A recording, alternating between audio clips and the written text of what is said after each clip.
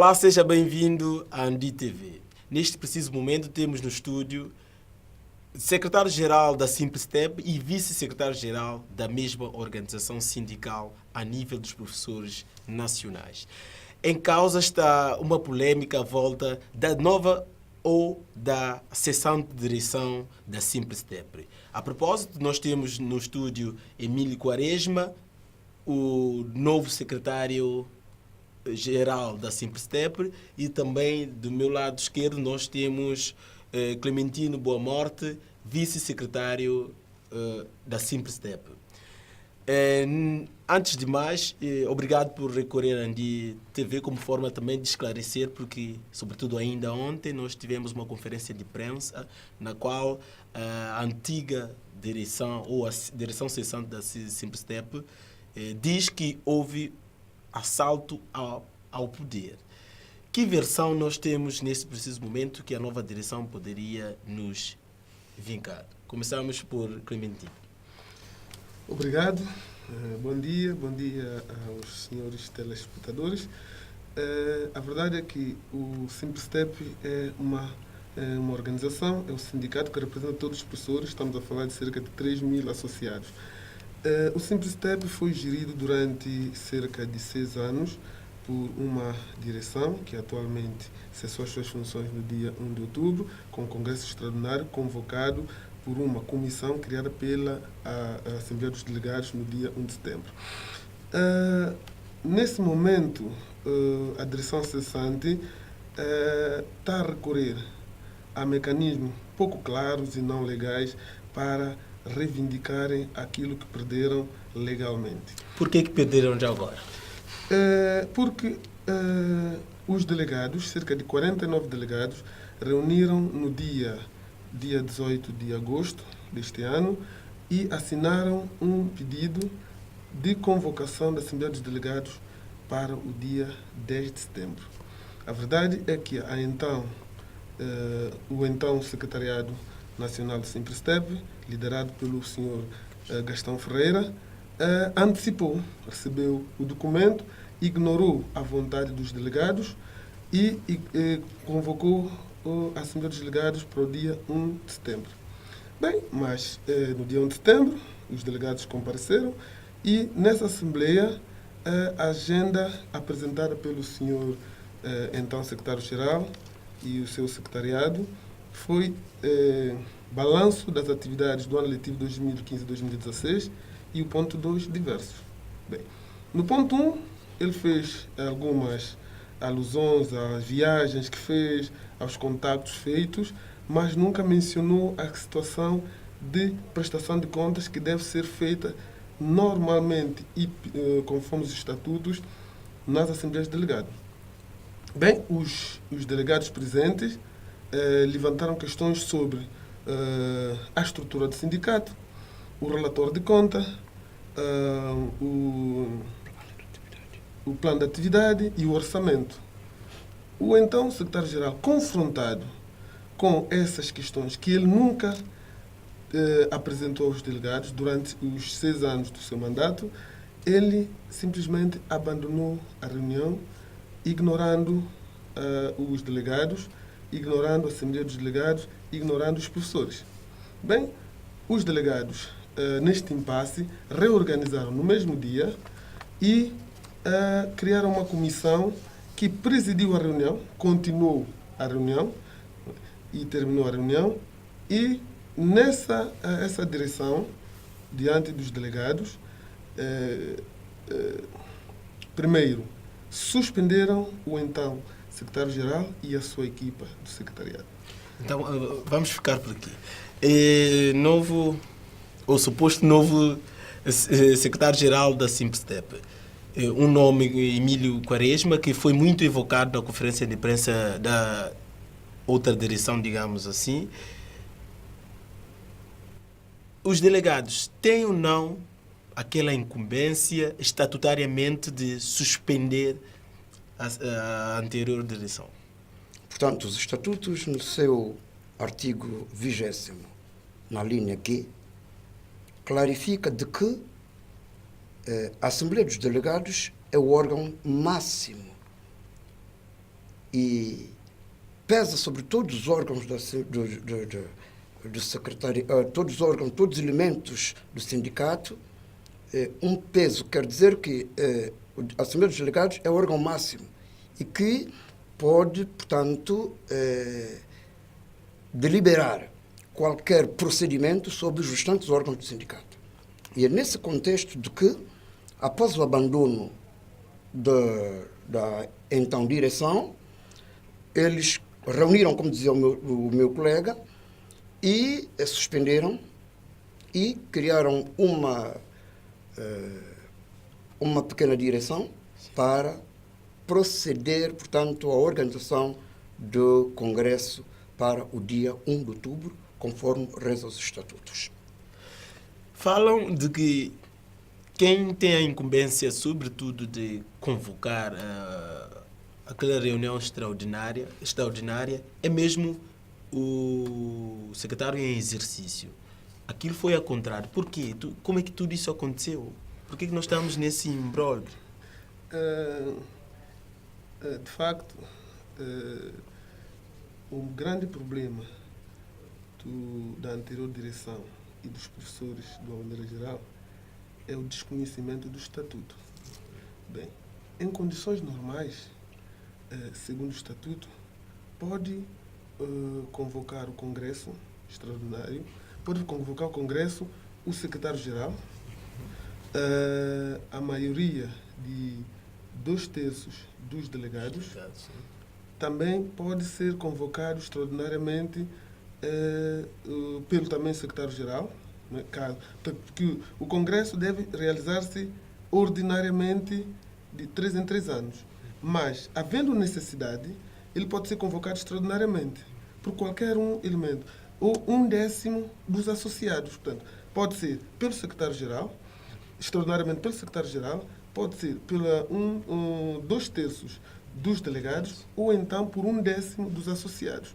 Bem, quando eles dizem que é só o secretariado que deve convocar, a pessoa do secretário-geral que deve convocar o Congresso, revela o desconhecimento dos estatutos. E nós convidamos os professores, a opinião pública e próprio o anterior secretário-geral a pegar o estatuto, a lê-lo, a interpretá-lo, ou a procurar um jurista ou pessoas que podem nos aconselhar.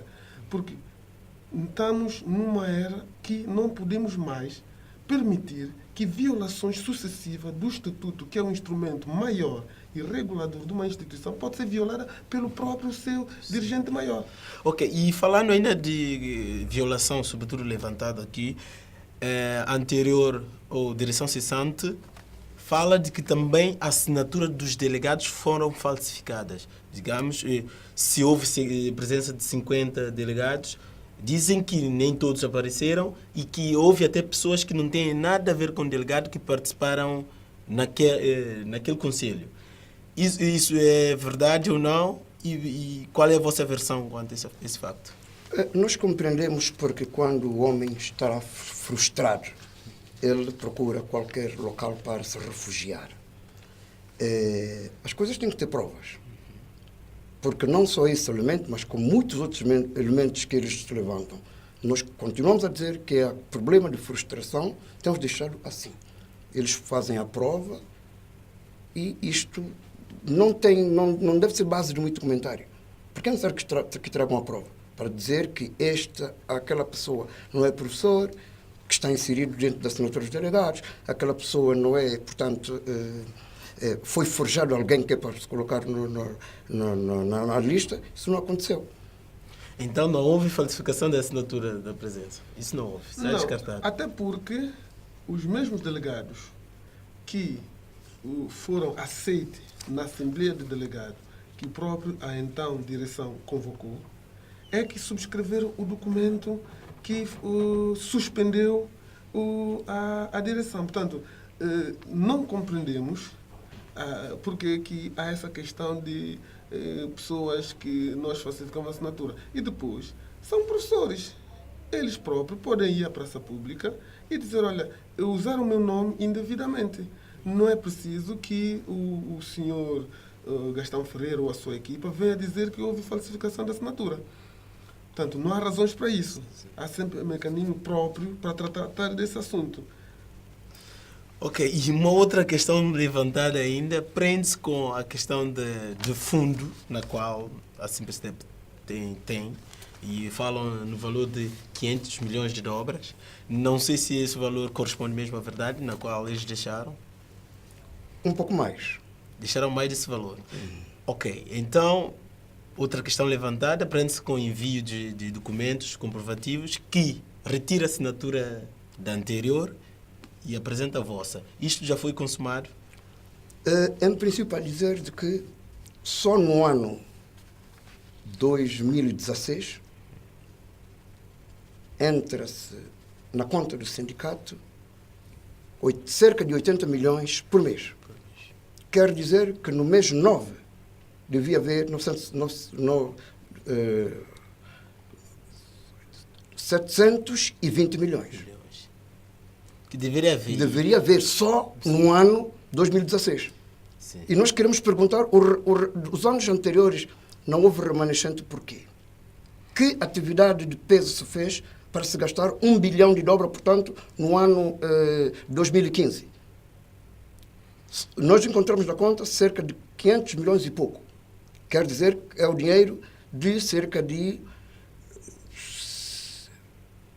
4 meses. E nós, no mês 10, encontramos 500 milhões e pouco.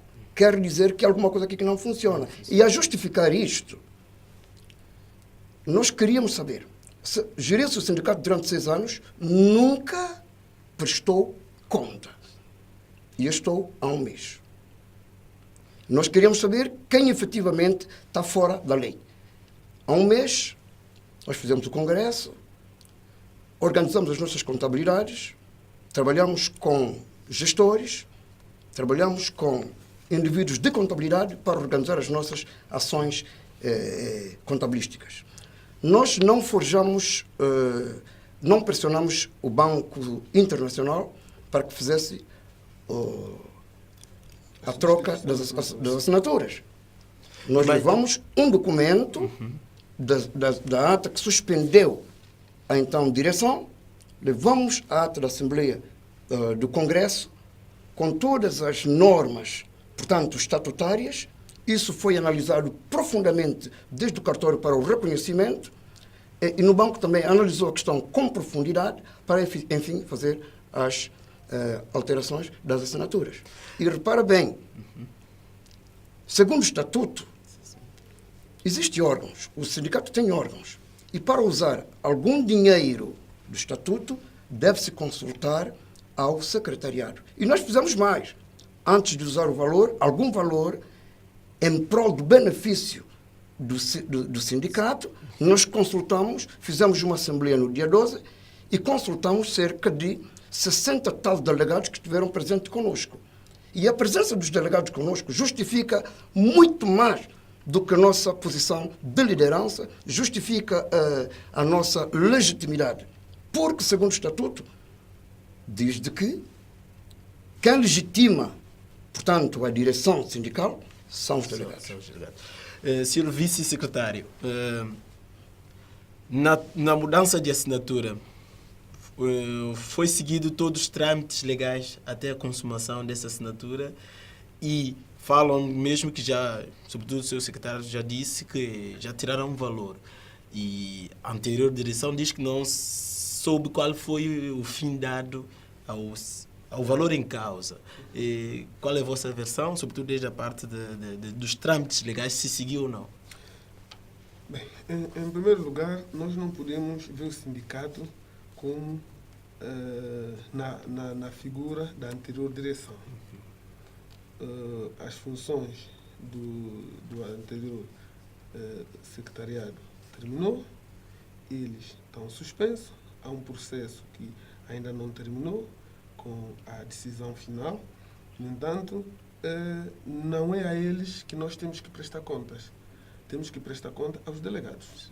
Bem, e é isso que nós fizemos na Assembleia dos Delegados do dia 12, no último fim de semana, e nós não só dissemos aos delegados aquilo que nós fizemos com os valores que nós levantamos, como também nós apresentamos um conjunto de projetos, propostas, para que eles aprovassem, para que nós pudéssemos fazer o nosso trabalho de maneira como nós prevemos no projeto. E de forma transparente. Em segundo lugar, eu quero vos dizer que o BISTIP é uma instituição séria. Pelo menos no nosso mercado, o BISTIP não vai fazer substituição da assinatura, ainda mais de uma instituição, de qualquer maneira. Então, dizer que nós levamos documento, qualquer documento, e nós estamos a desrespeitar uma instituição como o BISTIP. Quer dizer que eles fazem o trabalho deles de qualquer maneira, basta ir alguém.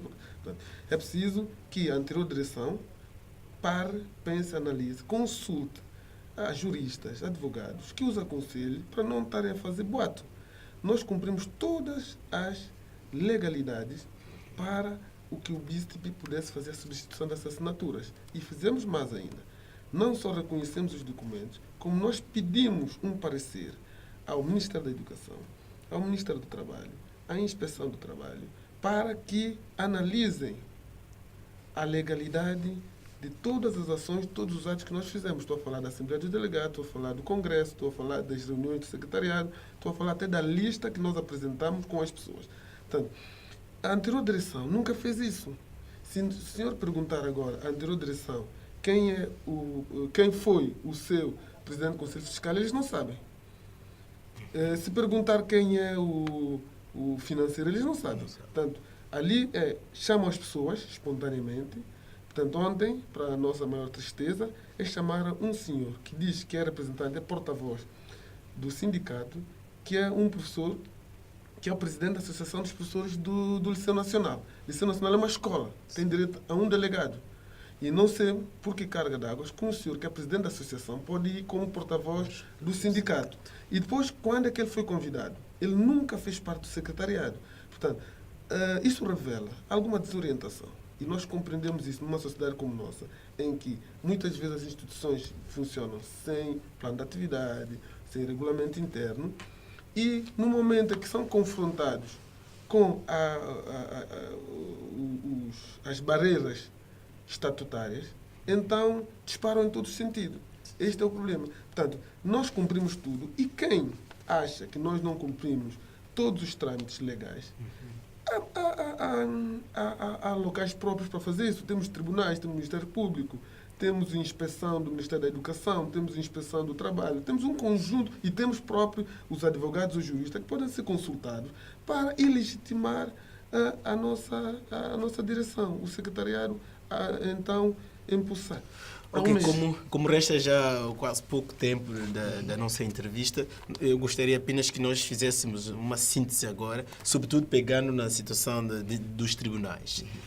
Aqui vocês falaram da vossa legitimidade enquanto a formação da nova direção, mas ainda nós continuamos com impasse, digamos assim, porque a cessante diz que está em função e que foram assaltados, um conjunto de coisas. Afinal, onde estamos e para onde vamos?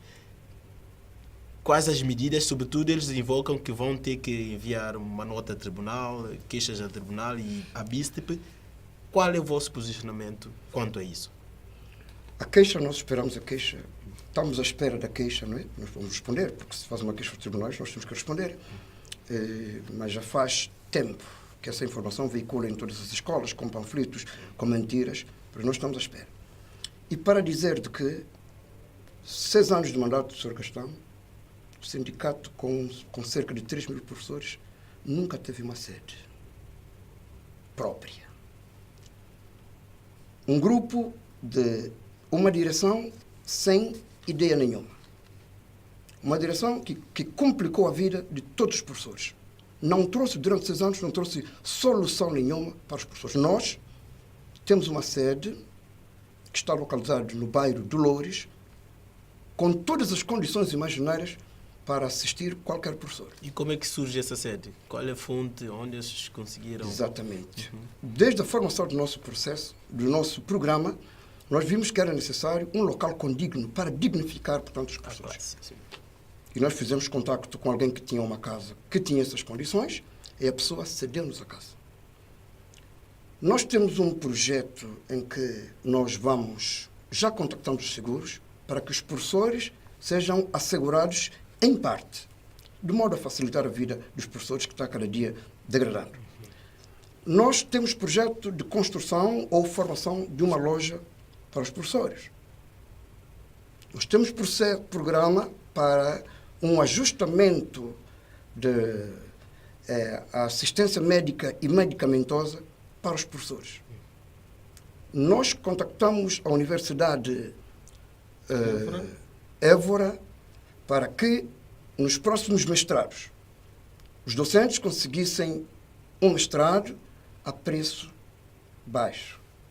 Nós contactamos os bancos em Santo Tomé, de modo que, embora o professor tendo já lá uma dívida, eles poderão aplicar, portanto, fornecer mais um empréstimo com, portanto, anuência do sindicato, até cerca de 20 a 25 milhões, de modo a um juro bastante baixo, de modo nós, portanto, aumentarmos o ânimo dos docentes e que os docentes possam conhecer dias melhores.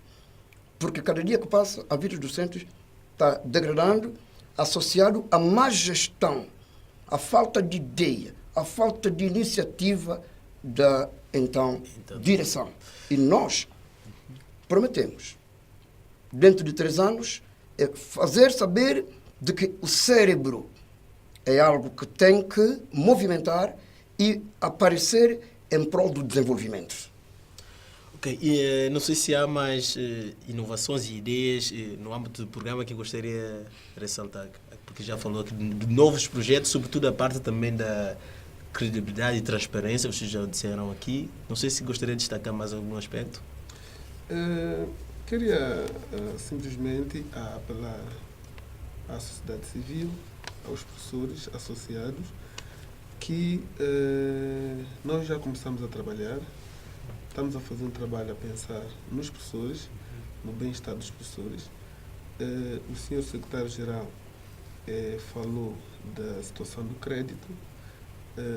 É uma situação que vai aliviar o sofrimento dos professores, porque nós sabemos que há muitos professores que deslocam muitos até a pé, com fome, e a questão de loja dos professores e o crédito bancário, um crédito adicional no banco, a um juro baixo e negociável, poderá ajudar a aliviar esse sofrimento. E temos também uma situação que, para nós, é extremamente importante, é o cartão de identificação dos professores. Nós queremos que um professor, em qualquer parte onde ele estivesse, ele fosse identificado como um professor e ele tivesse um tratamento condigno da classe que ele representa. E então, esse cartão de professor terá múltiplas funções. Uma delas é permitir o acesso fácil, por exemplo, do professor ao banco. Ele chega aí, ele apresenta o cartão, o banco identifica logo que ele é um professor e ele tem então um tratamento diferente, mesmo no crédito ou juro. Ele vai ao hospital, ele apresenta isso, ele é o professor. Nós também estamos a negociar com o hospital, de modo que, em caso de internamento, ele possa ser transferido para o quarto VIP e tenha o tratamento digno.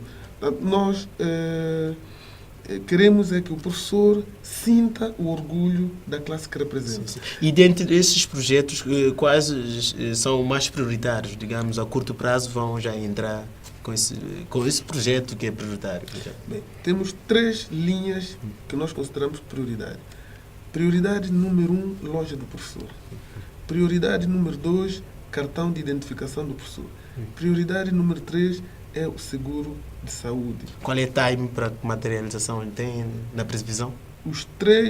Essas 3 prioridades, nós já iniciamos o contacto. Mas o que provavelmente será primeiro a ser executado em pleno será o cartão de identificação do professor. Mas logo a seguir vem a loja e depois o seguro de saúde. Nós estamos ainda a negociar porque, como deve imaginar, há várias situações, tanto a diferença de idade, temos que fazer uma avaliação dos professores para saber o estado de saúde, isso tudo, de modo que ajude-nos a negociar melhores condições para o professor. Mas já está em curso, nós já temos contato com as duas seguradoras nacionais e estamos a trabalhar nos elementos que vão nos permitir, no entanto, elaborar esse acordo, esse contrato em benefício do professor. Ok, Sr. Secretário, em jeito de remate final, não sei se gostaria de lançar algum apelo, deixar alguma mensagem para fecharmos. Sim, eu queria dizer-te que é necessário que se responsabilize nesse país as pessoas que cometem erros e que as pessoas não se refugiem noutros sentidos para desviar a atenção da opinião pública por causa dos erros que cometeu. Nós tínhamos tempo, essa polêmica, houve tempo de ser sanada. Mas nós solicitávamos onde é que está o GT, a central sindical onde nós estamos filiados. Nunca tentou em mediar essa questão. Manteve-se no silêncio porque está em conluio com o senhor, Gastão Ferreira. Os nossos documentos para ser reconhecidos, nós temos que ir a mais alto nível, porque todas as situações, as direções onde nós vamos, a atual direção bloqueou. Nós fomos à Rádio Nacional deixar um comunicado aos delegados. O senhor diretor da Rádio Nacional disse-nos pessoalmente que coisa de Gastão aqui não passa, diante de 3 testemunhas. Porque vocês são assaltantes. Pode deixar o documento, mas nós não vamos transmitir. E não fizeram a transmissão. 8 dias depois, devolveram-nos o comunicado e o valor. No dia do Congresso, nós convidamos a televisão. E a televisão prontificou a ir, mas no momento certo não apareceu.